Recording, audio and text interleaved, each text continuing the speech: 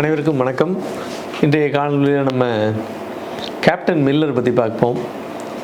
Captain Miller இது வந்து பார்த்திங்கன்னா தனுஷ் ஒரு படம் நடிச்சிட்ருக்காரு. இப்போது இந்த படத்தோட டைரக்டர் அருண் மாதேஸ்வரன், அப்புறம் ப்ரொடியூசர் வந்து செந்தில் தியாகராஜன், அர்ஜுன் தியாகராஜன், அப்புறம் ஜிவி பிரகாஷ் மியூசிக்கு, அப்புறம் மதன் கார்கி, இது மாதிரி நிறைய ஒரு பெரிய டீம் இருக்குது.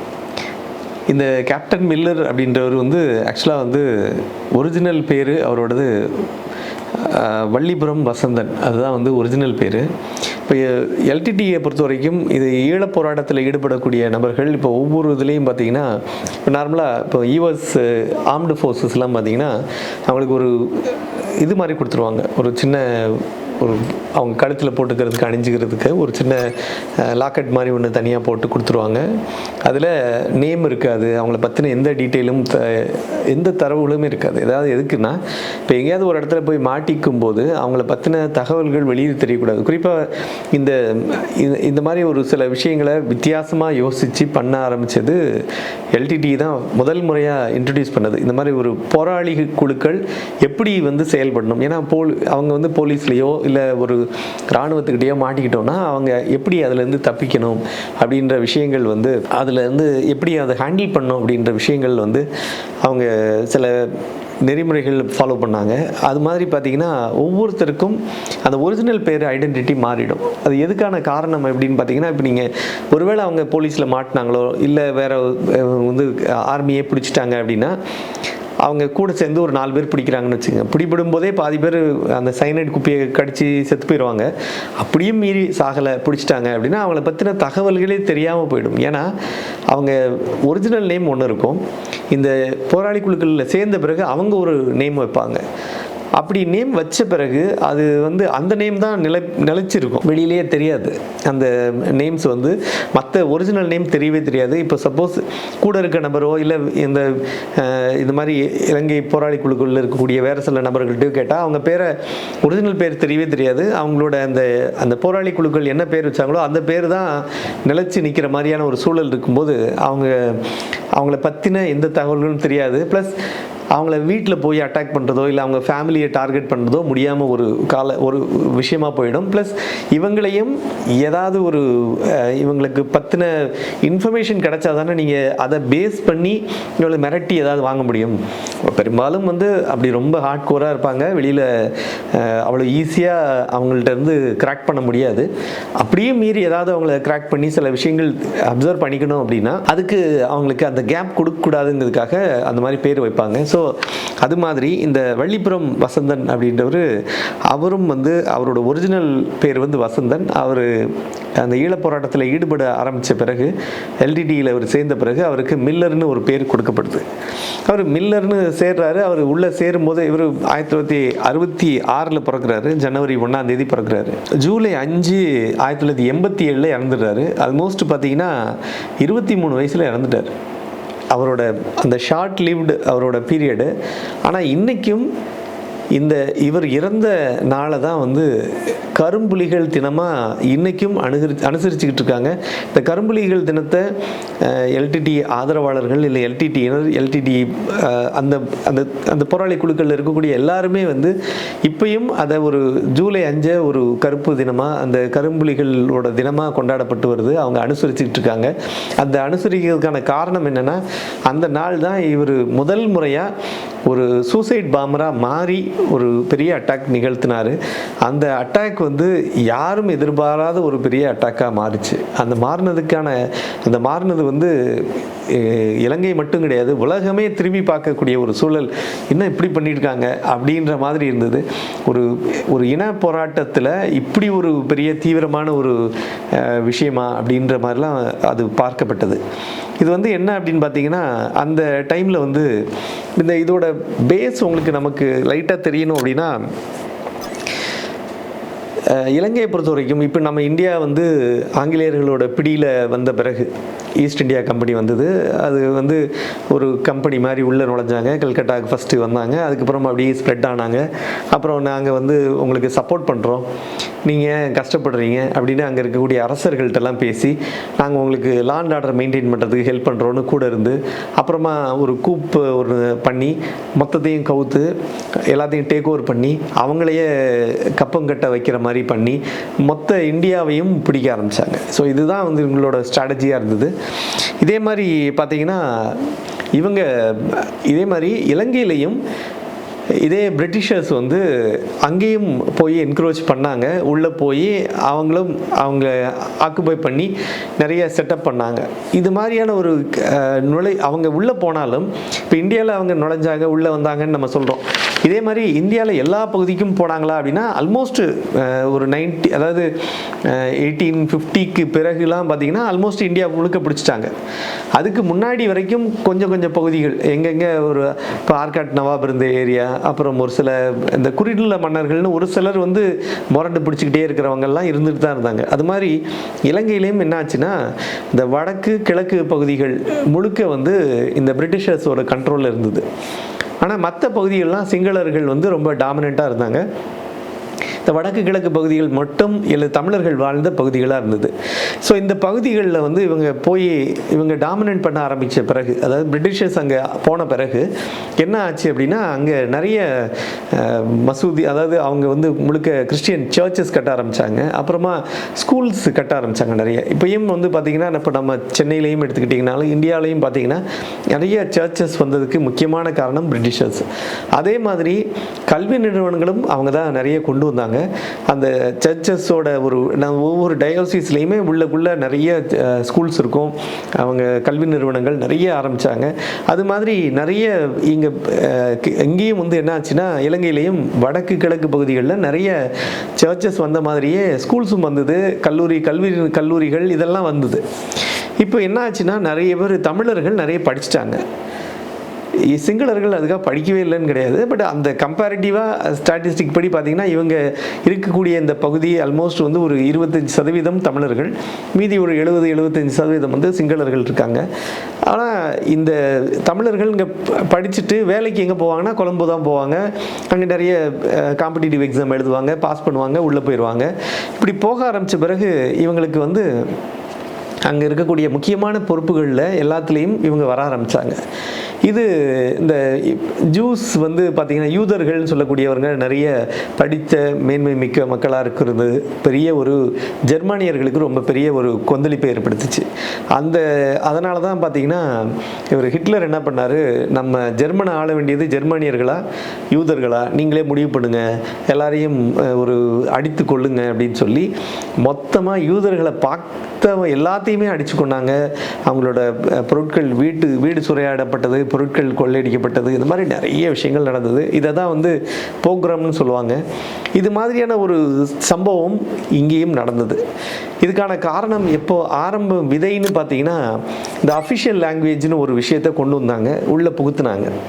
1956 இது முதல் முறையாக கொண்டு வரப்பட்டது. அப்படி வர ஆரம்பித்த பிறகு சிங்களம் மட்டும்தான் இருக்கணும், சிங்களம் மட்டும்தான் பேசும் மொழியாக இருக்கணும், பேச்சு வழக்கு மொழி, அதே மாதிரி அவங்க அஃபிஷியல் லாங்குவேஜாக மாற்றப்பட்டது.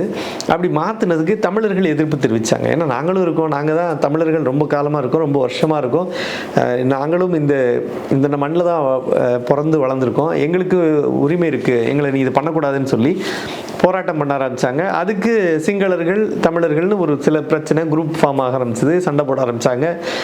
அரசியல் ரீதியான தீர்வு கண்டுறோம், அப்படி பண்ணுறோம் இப்படி பண்ணுறோன்னு சொல்லி தமிழர்கள் ஓட்டு வாங்கிறதுக்காக சிங்கள தலைவர்கள் வந்து ஒரு சிலர் நாங்கள் சப்போர்ட் பண்ணுறோன்னு சொல்லி ஓட்டு வாங்குவாங்க. ஆனால் சப்போர்ட் பண்ணுறாங்களான்னு தெரியாது. ஸோ இப்படியே போய்கிட்டே இருக்குது. ஒரு கட்டத்தில் இது 70களில் ரொம்ப தீவிரமடைந்து அப்போது ஒரு கட்டத்தில் வந்து தமிழையும் அங்கீகாரம் பண்ணுறாங்க, அஃபிஷியல் லாங்குவேஜாக அனௌன்ஸ் பண்ணுறாங்க, திரும்பி வேணான்றாங்க, திரும்பி வேணுன்றாங்க, இப்படி மாறி மாறி வந்துக்கிட்டு இருக்கு ஒரு சில காலகட்டங்களில்.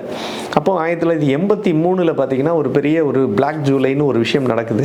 அந்த பிளாக் ஜூலையில் ஆல்மோஸ்ட் வந்து எங்கெங்கே தமிழர்கள் பார்க்குறீங்களோ எல்லாத்தையும் அடித்து கொள்ளுங்கன்னு சொல்லி ஒரு பெரிய ஒரு ப்ரோக்ராம் அப்படின்னு சொல்லக்கூடிய அந்த விஷயம் நடக்குது. இந்த ப்ரோக்ராம் அப்படின்னா ஒரு இனப்படுகொலை அப்படிங்கிறது தான் ப்ரோக்ராம்னு சொல்லுவாங்க. ஸோ இந்த இனப்படுகொலை தொடர்ந்து நிகழ்ந்துகிட்டு இருக்கு.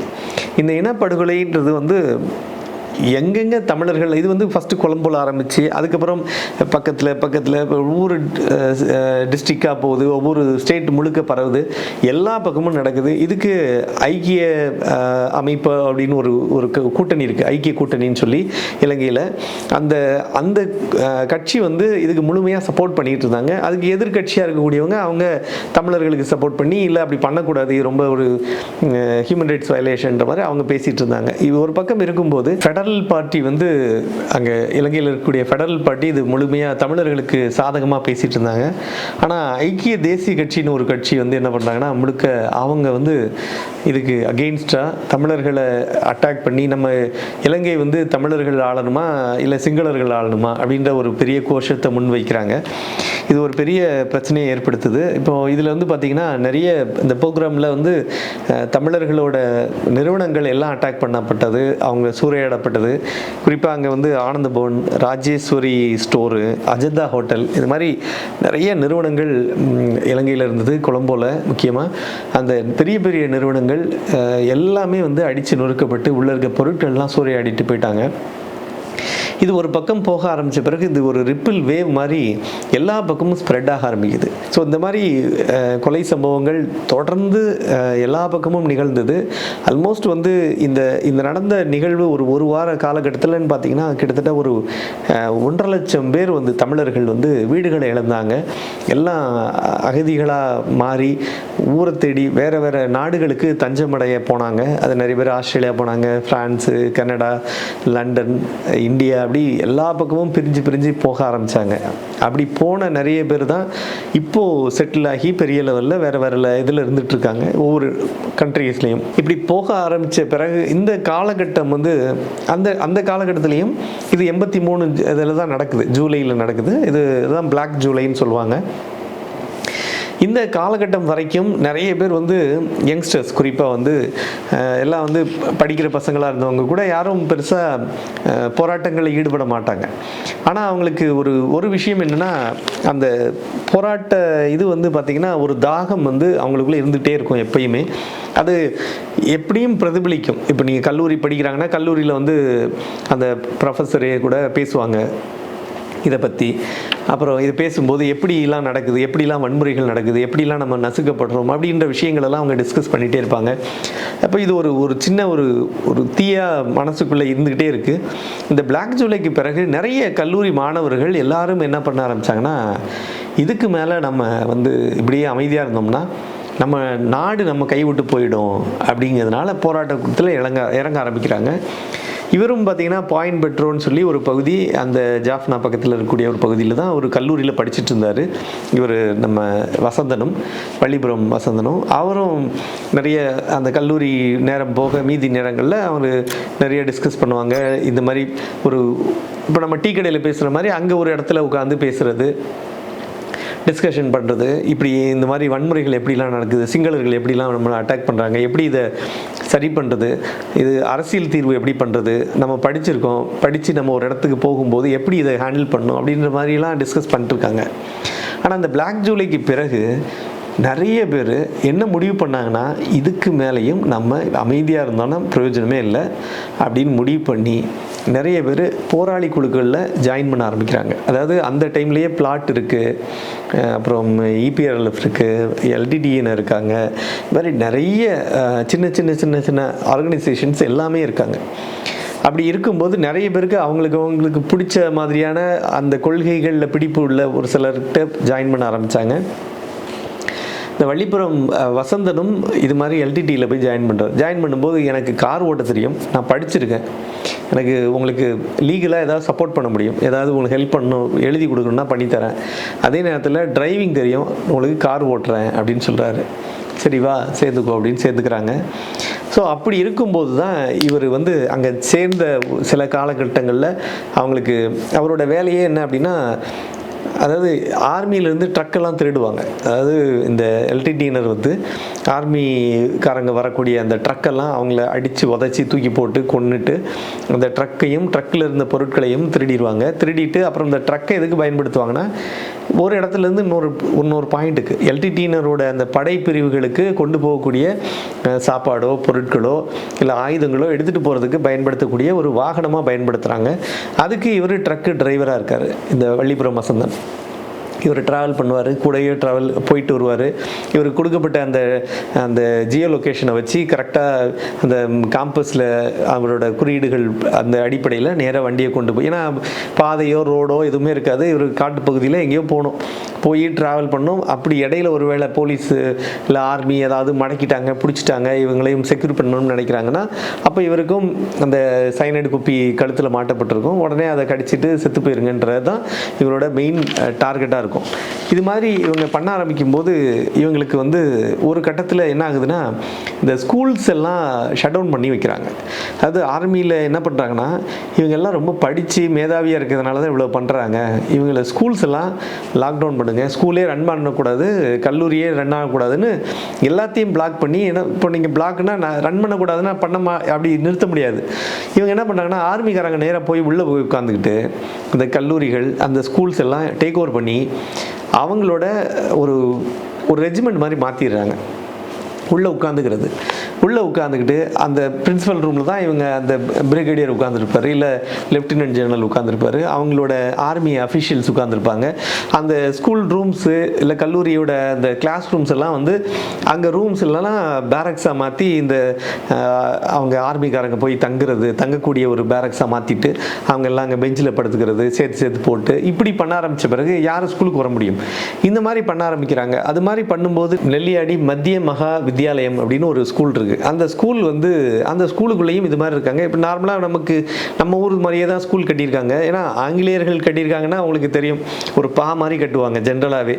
அப்போது உள்ள நுழையக்கூடிய ஒரு பகுதி, அந்த இடம் மட்டும் என்ட்ரன்ஸு, அதை சுற்றிலும் பார்த்திங்கன்னா ஒரு 2 ஃப்ளோர் இருக்கிற மாதிரியான ஒரு பில்டிங் வந்து மாதிரி இருக்கும் சுற்றிலும்.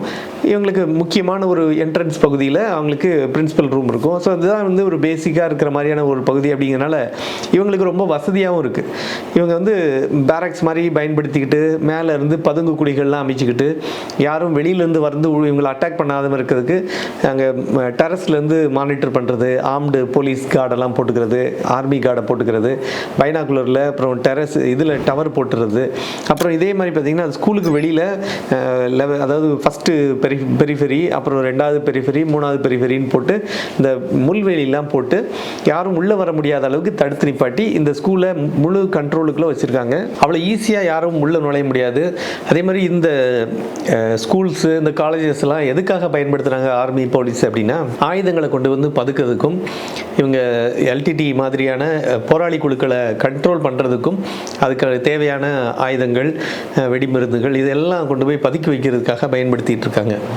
ஸோ இப்போ இவங்களுக்கு என்ன பெரிய சேலஞ்ச் இருக்குன்னா, எல்டிடியினர்னால இந்த பேரிகேடை தாண்டி உள்ளே போய் அவங்கள அட்டாக் பண்ண முடியல. நம்பர் 1 இது. அடுத்தது இவங்களுக்கு வெடிமருந்துகளும் இந்த மாதிரி ஆயுதங்களும் தேவைப்படுது. இந்த மாதிரி ஒரு போராட்டத்தில் கலந்துக்கிறதுக்கு, அவங்களுக்கு எதிராக போராடுறதுக்கு அந்த பொருட்கள் இவங்க அட்டாக் பண்ணாதான் இங்கேருந்து எடுக்க முடியும். ஆனால் உள்ளே வந்து ஒரு பெரிய கண்டிஜென்ட் இருக்காங்க, ஆல்மோஸ்ட் ஒரு 100-200 பேர் இருக்காங்க. அவ்வளோ பேரை அட்டாக் பண்ணி நம்ம தப்பிச்சு வெளியில் வர முடியாது, அவ்வளோ பொருட்களையும் எடுக்க முடியாது. போகிறவங்களாம் உயிரிழந்துட்டாங்கன்னா நமக்கு உயிர் சேதம் ஏற்படுதுன்னா நம்மளால் அதை தாங்க முடியாது. இதை என்ன பண்ணுறது, ஏதாவது வழி இருக்கா அப்படின்ற விஷயங்கள் எல்லாம் யோசிக்கிறாங்க. ஒருவேளை இப்போ காலகட்டமாக இருந்ததுன்னா ஈவன் எனக்கு தெரிஞ்சு எல்டிடியினர் ட்ரோன் கூட பயன்படுத்தியிருப்பாங்க. யாரும் கஷ்டமே படாமல் ட்ரோனை கொண்டு போய் ஒரு பாம்பை போட்டு மொத்தத்தையும் அழிச்சிட்டு ஏதாவது ஒன்று பண்ண வாய்ப்பு இருக்குது. ஈவன் அதே மாதிரி கவுண்டர் டர்ன் பார்த்திங்கன்னா ஆர்மியும் இதே மாதிரி ட்ரை பண்ணியிருக்கலாம். அவங்களும் வந்து இவ்வளவு பேர் வந்து உயிரிழப்பு ஏற்படாமல் அவங்களும் ஆர்மி சைட்லேயும் இதே மாதிரி ட்ரோனை பயன்படுத்துறதுக்கான வாய்ப்பு அமைஞ்சிருக்கும். இது ஒரு பக்கம் இருக்கும்போது இப்போ தான் இந்த வசந்தன் ஒரு ஐடியாவை கொடுக்குறாரு. நானே வந்து ஒரு சூசைட் பாம்பராக மாதிரி போய் அட்டாக் பண்ணவா?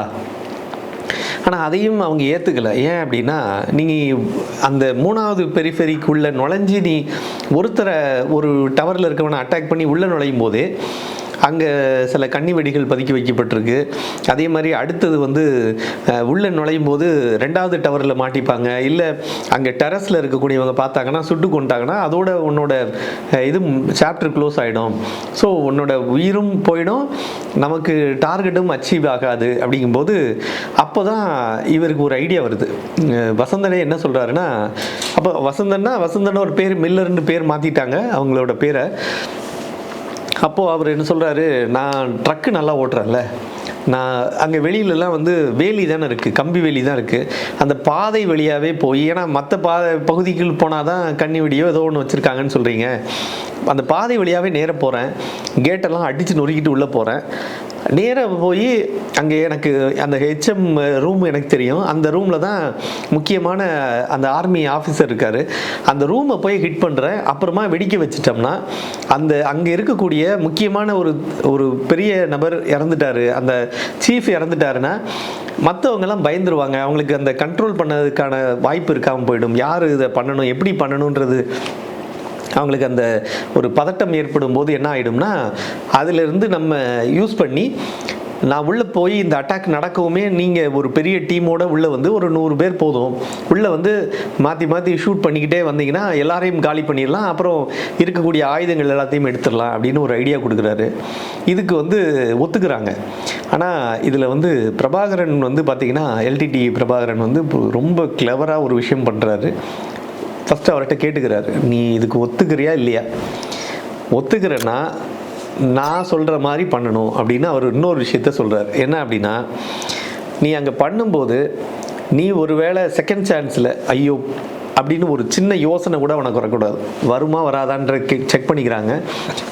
அவர் மில்லர் வந்து ரொம்ப தெளிவாக, வசந்தன் என்ற மில்லர் வந்து தெளிவாக நான் அப்படி ஒரு முடிவே எடுக்க மாட்டேன், செகண்ட் சான்ஸே யோசிக்க மாட்டேன் அப்படின்னு சொல்கிறாரு. பட் இருந்தாலும் இவங்க என்ன பண்ணுறாங்கன்னா, அந்த ட்ரக்கு, அதாவது ஆர்மியோட ட்ரக்கை ஒன்று திருடி ஆர்மி அந்த அந்த பர்டிகுலர் பட்டாலியனில் அந்த நெல்லியாடி மத்திய மகா வித்தியாலயத்தில் பயன்படுத்தக்கூடிய அந்த பட்டாலியனில் யூஸ் பண்ணக்கூடிய அதே சில கொடிகள், அதே மாதிரியான சில கலர் கோடெல்லாம் போட்டு அந்த ட்ரக்கை பார்த்தா அவங்களோட ட்ரக் மாதிரியே இருக்கும், அந்த மாதிரி ஒன்று ரெடி பண்ணி அந்த ட்ரக்கு முழுக்க எக்ஸ்ப்ளோசிவ்ஸை ஃபில் பண்ணி வைக்கிறாங்க. இது வெடித்தா ஆல்மோஸ்ட் ஒரு அந்த பகுதி, அதாவது இப்போ எங்கே போய் ஹிட் பண்ண போதோ அந்த பகுதியில் ஒரு 50 அடி தூரத்துக்கு மொத்தமாக சேதம் ஏற்படுற மாதிரியான ஒரு இதை உருவாக்கி வச்சுட்டு அதை செட் பண்ணி வச்சுருக்காங்க. அது வந்து ஒன்றில் போய் கிட்ட ஹிட் பண்ணும்போது அது வெடிக்கணும் அப்படின்ற மாதிரி அதை செட் பண்ணியிருக்காங்க. அதுக்கப்புறம் என்ன பண்ணுறாங்கன்னா, அந்த ஸ்டியரிங் வீலை இவர் பிடிக்கிறாரு, இப்படி பிடிச்சி இந்த கையையும் இந்த ஸ்டியரிங் வீலையும் சேர்த்து ஸ்ட்ராப் பண்ணி கட்டிடுறாங்க. ஸோ தட் கையை வந்து ஷேக்கே பண்ண முடியாத மாதிரி, இது ஃபிக்ஸடாக அப்படியே தான் இருக்கும், அது எங்கேயுமே போகாது. ஸோ இது எதுக்காகனா, இவங்களோட அந்த டயகனலாக நேராக இவங்க உள்ளே போய் ஹிட் பண்ணி நேராக அந்த ஹெச்எம்மோட அந்த பில்டிங்கை போய் ஹிட் பண்ணணுன்றது தான் இவங்களோட டார்கெட். அதனால் அந்த திசையை நோக்கி போகாமல் திரும்பிடக்கூடாது அப்படிங்கிறதுக்கான ஒரு முயற்சி அது.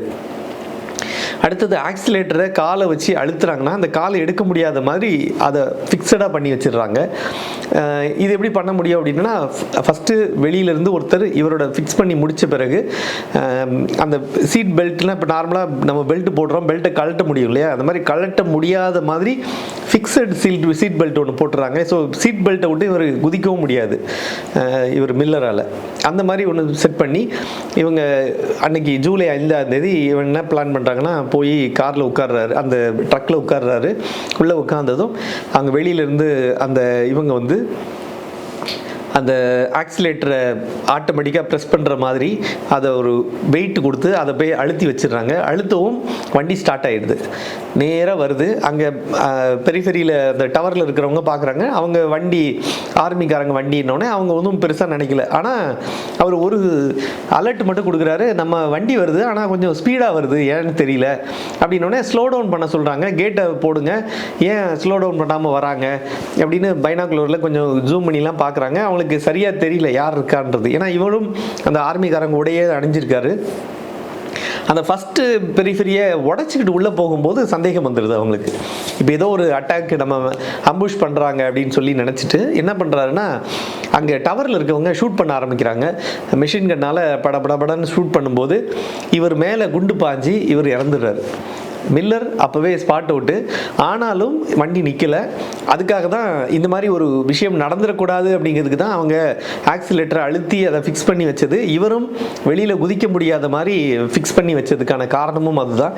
நேர ஸ்டியரிங்கை பிடிச்ச மாதிரியே ஸ்ட்ரைட்டாக போய்கிட்டே இருக்குது. அது போகிற ஸ்பீடில் நேராக போய் ஃபஸ்ட்டு பேரிகேடு, ரெண்டாவது மூணாவது கிராஸ் பண்ணி நேராக போய் அந்த அங்கே சென்ட்ரி இருந்தவங்க எல்லாரும் செதறி ஓட ட்ரை பண்ணுறாங்க. இருந்தாலும் அந்த மணல் மூட்டை எல்லாத்தையும் தாண்டி அது போன ஸ்பீடில், அது அவ்வளோ இதில் வந்து ஸ்பீடில் வந்ததுனால நேராக போய் அந்த ஹெச்எம் தங்கியிருந்த அந்த அறை, அதாவது ஆர்மி ஆஃபீஷியலோட ஹெட் குவார்ட்டர் மேலே மோதுது. மோதி வெடிக்குது. வெடிக்கவுமே அங்கே இருந்த சுற்றிலும் இருந்த ஆல்மோஸ்ட் ஒரு 12-15 பேர் இறந்து போகிறாங்க. அது மற்றவங்கெல்லாம் அடிச்சு பிடிச்சி ஓடி வராங்க. அதுக்குள்ளே இந்த பகுதி அந்த ஓப்பன் ஆனதுனால பாதி பேர் பதட்டம் அடைஞ்சு இலங்கை இராணுவத்தினர் இறங்கி அவங்க அந்த ஒரு பீதியில் இருக்கும்போது அங்கே எல்டிடியினர் வந்து ஒரு கேங் வந்து ஃபுல்லாக ரவுண்ட் அப் பண்ணுது. சுற்றி இருந்து துப்பாக்கியெல்லாம் ஷூட் பண்ணுறாங்க. அவங்க நிறைய பேர் சுட்டுக் கொல்லப்படுறாங்க ஆர்மிக்காரங்க. அதுக்கப்புறம் அந்த உள்ளே போகிற அந்த பகுதி வழியாக உள்ளே போய் உள்ளே இருக்கக்கூடிய மற்றவங்களையும் ஷூட் பண்ணி ஒரு சிலரை கைதிகளாக அவங்கள கைது பண்ணி மீதி உள்ளே இருக்கக்கூடிய எக்ஸ்ப்ளோசிவ்ஸு, துப்பாக்கி, மற்ற வெடிப்பொருட்கள் எல்லாத்தையும் சீஸ் பண்ணுறாங்க. உள்ளே இருந்த ட்ரக்கு, வெஹிக்கிள்ஸு எல்லாத்தையும் திருடிக்கிட்டு எல்லாத்தையும் எடுத்துகிட்டு போயிடுறாங்க. அதுக்கப்புறம் இந்த நெல்லியாடி இந்த மத்திய மகா வித்யாலயம் வந்து முழுக்க இவங்களோட கட்டுப்பாடுகளை வந்துடுது. ஆர்மிக்காரங்க பயங்கர பீதி ஆயிட்டாங்க. இது வந்து பெரிய ஷாக்கிங்காக இருக்குது. ஈவன் அது இலங்கை கவர்மெண்ட்டுக்கு எப்படி இப்படி சம்பவம் நடந்தது, இதை தடுக்கணும், எப்படி நீங்கள் கேர்லெஸ்ஸாக விட்டீங்கன்னு சொல்லி அவங்க கேள்வி மேலே கேள்வி கேட்குறாங்க. இது மாதிரி ஒரு பக்கம் போயிட்டு இருக்கும்போதே இவங்களுக்கு இந்த ஜூலை 5 அதனாலேயே என்ன பண்ணாங்கன்னா, அந்த சூசைட் பாம்பராக இவர் போய் பண்ணதுனால அதை கரும்புலிகள் தினமாக கொண்டாடணும், அனுசரிக்கணும் அப்படின்னு சொல்லி அவங்க ஃபிக்ஸ் பண்ணுறாங்க. அடுத்தது என்ன அப்படின்னா, போஸ்துமஸாக இவர் ஒரு சாதாரண ஒரு நார்மல் ஒரு போராளியாக இருந்த மில்லர் வந்து அவருக்கு இறந்த பிறகு அவருக்கு பதவி உயர்வு வழங்கப்பட்டு அவரை கேப்டன் அப்படின்னு பதவி உயர்வு கொடுக்குறாங்க. அதனால தான் அவருக்கு பேர் கேப்டன் மில்லர் அப்படின்னு வருது. அவரோட சொந்த ஊர் இருந்த அந்த வடமராட்சி பக்கத்தில் இருக்கக்கூடிய ஒரு பகுதியில் அங்கே என்ன பண்ணாங்கன்னா, இவர் வாழ்ந்த வீடு, அந்த வீட்டு பக்கத்துலேயே முன்னாடியே வந்து இவருக்கு ஒரு கோல்டன், அதாவது உருவத்தில் செய்த ஒரு ஸ்டாச்சுலாம் ரெடி பண்ணி இவருக்கு ஒவ்வொரு ஜூலை 5 அங்கே வந்து அவரோட நினைவாக கரும்புலிகள் நினைவு தினமாக அங்கே அனுசரிச்சுக்கிட்டே வராங்க.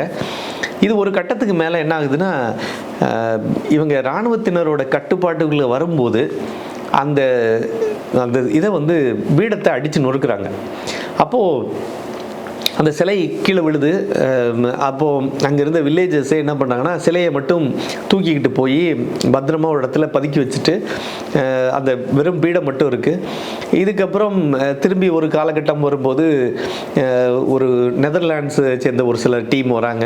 இந்த ஃபாரின் கண்ட்ரீஸ்லேருந்து வந்து அவங்கெல்லாம் வந்து பேட்சப் பண்ண ட்ரை பண்ணும்போது ஒரு அமைதி, இவங்க வந்து இது மாதிரி பண்ணக்கூடாது, நீங்கள் சண்டை போடாதீங்க அப்படின்னு சொல்லி போரை வந்து தற்காலிகமாக நிறுத்தி வைக்கிற அந்த காலகட்டத்தில் மீண்டும் அந்த இடத்துலையே வந்து அந்த சிலை நிறுவப்படுது. சிலை நிறுவப்பட்டு அப்புறமும் அந்த இதை வந்து கொண்டாடிக்கிட்டு இருக்காங்க. அதாவது இந்த ஜூலை 5 வந்து கரும்புலிகள் தினமாக கொண்டாடிட்டு இருக்காங்க. இதுக்கிடையில் 2006 ஆகஸ்ட் 23 மீண்டும் இலங்கை இராணுவம் வந்து இதே பகுதி, இந்த நெல்லியாடி, வடமராட்சி இந்த பகுதி முழுக்க வந்து அவங்களோட கண்ட்ரோலுக்குள்ள வரும்போது மீண்டும் அவங்களோட இந்த டார்கெட்டே என்னவா இருக்குன்னா, சிலையை உடைக்கணும். இந்த சிலை தான் ஒரு அடையாளமாக இருக்குது. முதல் முறையாக இந்த மாதிரி ஒரு நெல்லியாடி மத்திய மகா வித்யாலயத்தில் நடந்த இந்த விஷயத்தில் இவன் தான் வந்து மொத்தமாக இவ்வளோ பேரை சாவுக்கு காரணமாக இருந்தவர்.